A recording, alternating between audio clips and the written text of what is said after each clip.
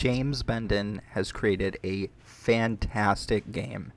Here are some of the things that you should know when starting Dinkum in 2024. When you first get off of the blimp and you speak with Fletch, she's going to give you a base tent kit. With this base tent kit, it's your job to go anywhere on this island, which is random, and place down. This will be the center of your base. It's going to be where Fletch spawns, so you can put it as far as you want. Now if you press M and open up your map and zoom all the way out, you can see some good areas that you want to go to. I recommend a central zone. I got lucky, and in this save, I actually have a really nice little middle island here. Like I said, this is going to be probably the most important decision you make because moving things down the line is very, very annoying. Next up, as you're moving through and heading towards your new location, wherever you're going to set up your base, make sure to forage. Pick up any gum logs you find along the way. Pick up any wattle flowers, which are that yellow bush right there. You're going to pick up kiwi fruits, which are going to be hanging off of the smaller green trees, as you'll see as you run past them. Pick up all of those, and like I said, just make sure to grab everything. Foraging is really easy to level up. It's also very important to level up because later down the line, it's going to be the level that dictates using your axes. Once you set up your base tent, your main tent, Fletch is going to give you a location for your personal tent. Now, don't worry too much about the surrounding area. It's important to note that as you can upgrade to a house later on, the house will stay the same exterior cell tile size of the tent. So as you can see here, the tent is roughly a 4x4, or a 4x5, sorry. Your house, although will grow in size, the exterior will stay the same. So wherever you put it doesn't matter. Just keep that in mind, but put it somewhere kind of off the beaten path from town because villagers get really active in this game and you don't want them walking all over your stuff, essentially. Once your tent location is down and all of that is taken care of, you're going to go in and speak with Fletch. She is going to give you a visiting deed. This is where visitors, which is where you get new island people through, this is where they're going to visit. I recommend putting it somewhere very easy and quick to get to, as you're going to be visiting it pretty much any time there's a visitor here, and they're most likely going to have a shop associated with them, so you want to be able to access it fairly quickly and take care of things like that. So make sure you put it near but not too far away. Obviously, it's the part of it's designing wherever you feel comfortable putting it. Just understand that visitors are going to land there and it's important. Make sure to cook your food. Every single fruit in this game can be cooked, either it be on a campfire or a barbecue, which you can purchase later on. It enhances all of the stamina regen and health regen effects that they have. So make sure to cook it, and if you want to sell it, make sure to cook it as well. Cooked food sells for more money. All you're going to do is walk up to a campfire or barbecue. You'll see a button to insert it, boom, wait for it to cook, and you're all set.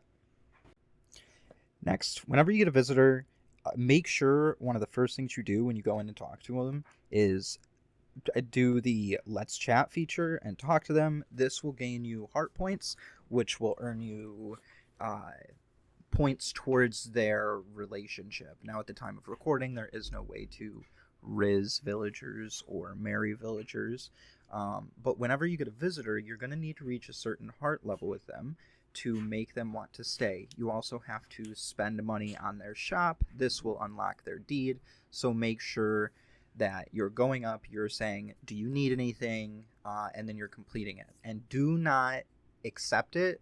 Like, you don't lose any hearts if you tell them no, but if you tell them yes and something you can't get, like maybe they ask for an iron bar and you just started the game, you can't get them an iron bar, don't say yes, because if you do not deliver them an iron bar by the end of the day, you will lose friendship points with them. So be very cognizant of that, and I recommend doing this with everyone, Fletch including, any villager that comes through, because they can give you some pretty cool stuff. And early game, one of the best ways to make money is seashell foraging on any beach, which you can find through the map. If you just run through and pick up all the seashells you see, pretty much as many as you can fit in your pockets, and you take them back to John, you can sell them for thousands of dinks. Now, this wears off pretty quick. Early game, there is a mechanic that reduces how much he pays you for certain things after a certain amount is sold or something like that. I'm not entirely sure how it works. But basically, you're just going to run through. This is going to earn you a ton of foraging experience. It's going to earn you a ton of money. And along the way, you can collect bugs, which you can also sell for good money or save them for the eventual museum. You can grab fruit off of fruit trees, but mostly just be out here running by picking up seashells. Best thing you can do early game, and by far one of my favorite things to do. It also familiarizes yourself with the map. You can also jump into these little pool areas, dive down, grab the crabs, the crayfish, all of that stuff. Again, foraging for the first few days of the game are how you're going to make the vast majority of your money, and it is by far and away the best way to go about it. So let's talk about licensing, which is going to be the core mechanic of this game, especially early on.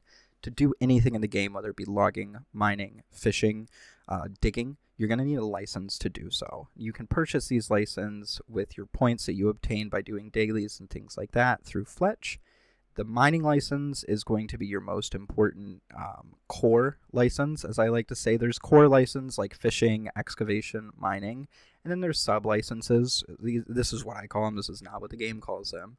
But in my opinion, mining is going to be the most important by far and away. You're going to want to save up your points to level up your mining. Now, as you level up, you're going to get you're going to be allowed to buy a better license to unlock better tools for that specific thing. So, for instance, mining. At mining, I believe it's level 10, you unlock the ability to make a copper pickaxe, and then 15, 20, etc. Same thing goes with logging license. You're going to have to level up your foraging to make a better axe for chopping down trees. Now, when you level it up, this helps with efficiency, and it also stamina efficiency, and it also helps with how many hits from the tool it takes to break whatever you're breaking with it. So, for instance, a basic pickaxe, it'll take 4 hits to break 10 ore. Then when you get to copper, it'll take 3 to break 10 ore, etc., etc. So you always want to make sure that you're leveling up your pickaxes as you can and going from there. Now, the most important license, in my opinion, is going to be the brewing license. Now, this becomes available, I believe, don't quote me on this, after the farming license. Now, this is the most important sub-license you can get, as it will give you access to billy kits, which you can use to make waddle tea, which you're really going to need if you're venturing into the deep mines, which you will be eventually, because it's very stamina heavy. And waddle tea gives you massive buffs to your stamina while you're, out and about doing your stuff. So keep an eye on that.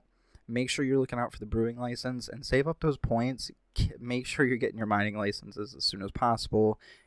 It's important to know that, very similar to like Stardew, you level up your mining and logging by participating in those activities. So breaking a rock with a pickaxe will earn you experience. And unlike in Stardew, every rock will earn you experience in mining. So make sure you're breaking rocks, and when it comes to foraging, cutting down trees earns you a ton of foraging experience. Obviously picking things up off the ground earns you foraging experience and things like that. So like I said, make sure that you go through and you look through all the licenses and you see what you want and you see what appeals to you, and then save up for that license. And that's going to do it. Those are some of the most important tips you could definitely use early on when playing Dinkum. I think this game is fantastic. It's a gem. And James Bendon and his team have gone above and beyond releasing updates and keeping the game feeling fun and feeling fresh since it came out. So I recommend giving it a try if you haven't already. If you're on the fence, just go ahead and get it. Get off that fence. And I thank you so much for watching. I know I'm not the most consistent uploader, but we did reach 1,000 subscribers, which is extremely exciting for a variety of reasons. So make sure you let me know in the comments below any other tips or beginner things that people can look forward to in Dinkum, things that they can do to make their experience better. I'm definitely not a min-max player. I'm not the best player in the world.